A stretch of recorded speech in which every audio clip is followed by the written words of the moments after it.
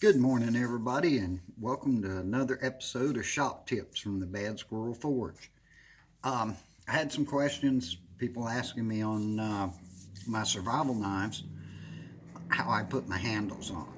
Okay, um, this is what I'm talking about. They're hollow handles. Butt cap comes off. Oh dear. And you can stuff anything you want in there. You can put fishing gear, you can put waterproof matches, anything you need on your expedition.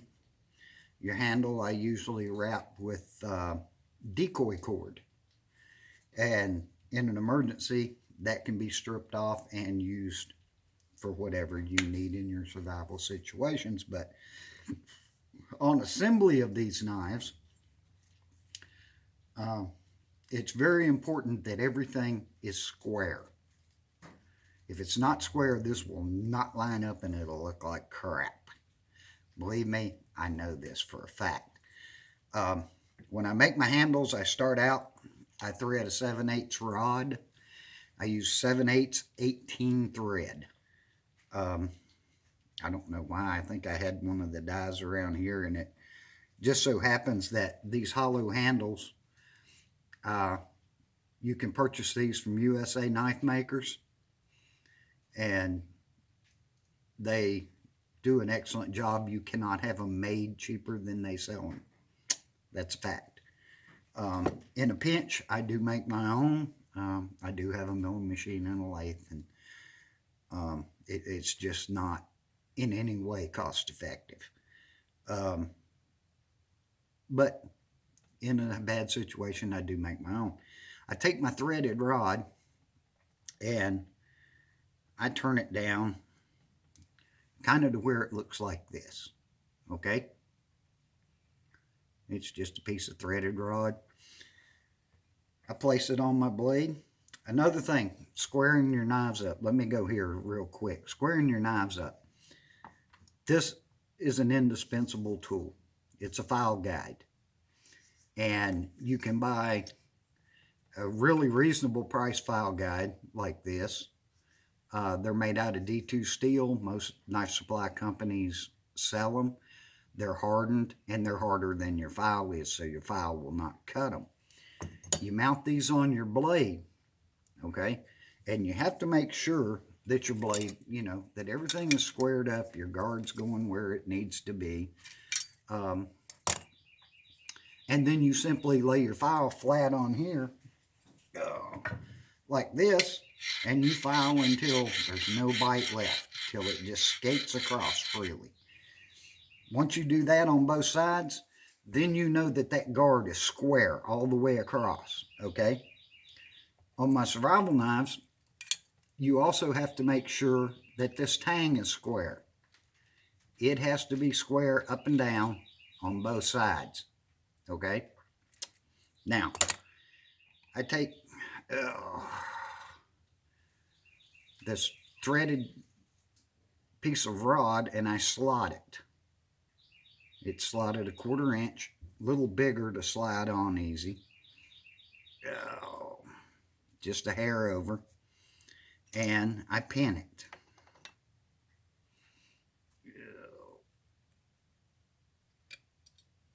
There we go, with a stainless steel pin. Then I take my tap, and using this threaded rod as a guide, I run my tap down, okay? This can come off. We no longer need this. Oh, this one is my file guide. I really, really like it. I got it from a company called Creative Man. And the neat thing about this is it has carbide, solid carbide plates on the top. Okay, what makes this one so much nicer than generally anything else you can buy is the carbides are bolted on. And if you drop it on the concrete and you break a carbide, they also sell replacement carbides. Now, that may not seem like a big deal, but I believe this set of knife guides was $150. And on most of them, if you drop it and you break the carbide, you get to buy another set. With these, you can spend another $50. They'll send you 2 carbides. and you bolt them right up. Screw it. They use a Torx head screw or an Allen head screw. Yeah, it's an Allen head screw, and you just screw them in. Okay, so we're going to pop this off of here real quick. Yeah. And your handle, which is threaded, it has a 7/18 thread on the inside, and you simply put it on here.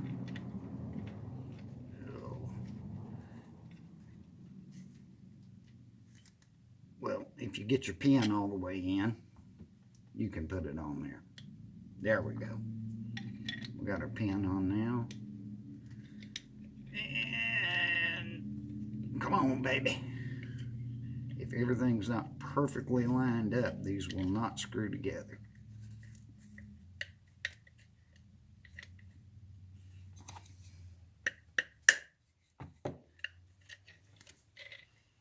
Well, I just put this together a minute ago. There we go.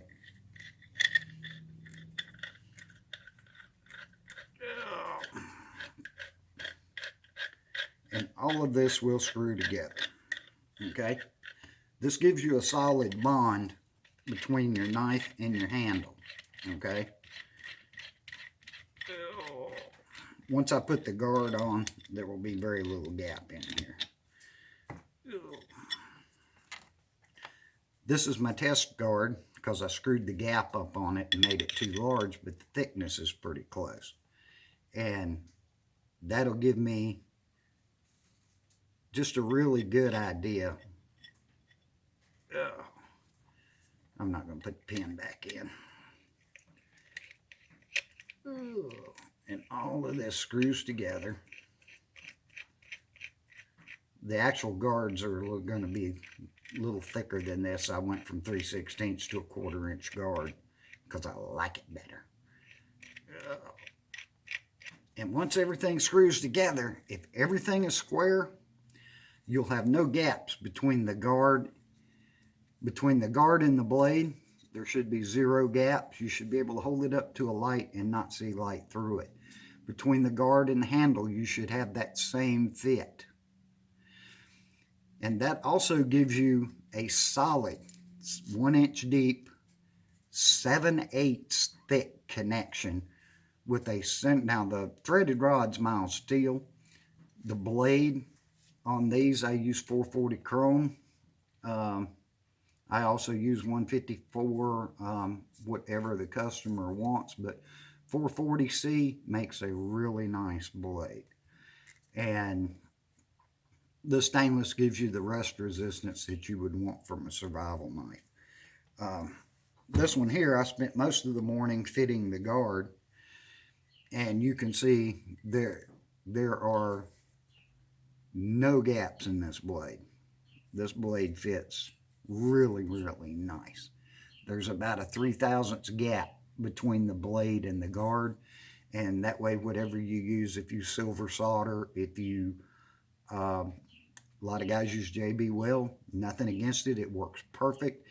Its main thing is not to hold the guard on, it's to keep moisture from seeping in underneath your handles and getting between the blade and the guard. So it's more a water barrier than something that holds your knife together.